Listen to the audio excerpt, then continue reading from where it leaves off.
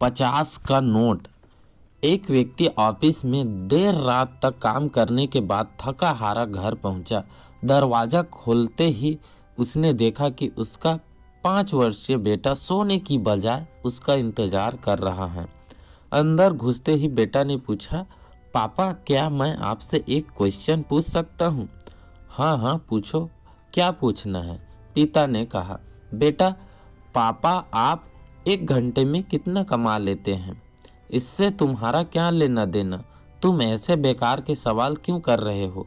पिता ने झुंझलाते हुए उत्तर दिया, बेटा मैं बस यूं ही जानना चाहता हूँ, प्लीज बताइए कि आप 1 घंटे में कितना कमाते हैं?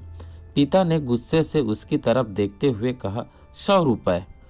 अच्छा, बेटा ने मासूमियत से सर झुकाते हुए कहा, पापा क्या आप मुझे 50 रुपए उधार दे सकते हैं? इतना सुनते ही वह व्यक्ति आग बबूला हो उठा।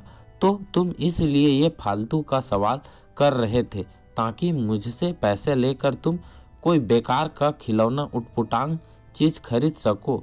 चुपचाप अपने कमरे में जाओ और सो जाओ। सोचो तुम कितने सेल्फिश हो। मैं दिन रात मेहनत करके पैसे कमाता हूँ और तुम उसे बेकार की चीजों में बर्बाद करना चाहते हो। यह सुन बेटे की आंखों में आंसू आ गए और वह अपने कमरे में चला गया। व्यक्ति अभी भी गुस्से में था और सोच रहा था कि आखिर उसके बेटे की ऐसा करने की हिम्मत कैसे हुई।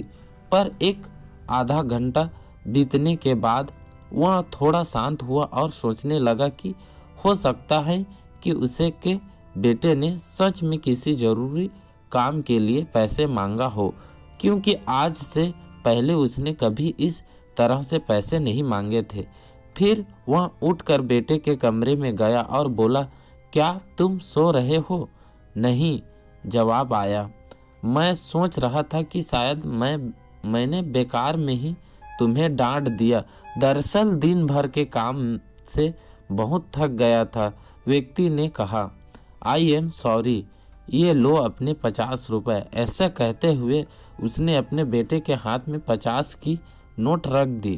थैंक यू पापा, बेटा खुशी से पैसे लेते हुए कहा और फिर वह तेजी से उठकर अपनी अलमारी की तरफ गया। वहां से उसने ढेर सारे सिक्के निकाले और धीरे धीरे उन्हें गिनने लगा। यह देख व्यक्ति फिर से क्रोधित होने लगा।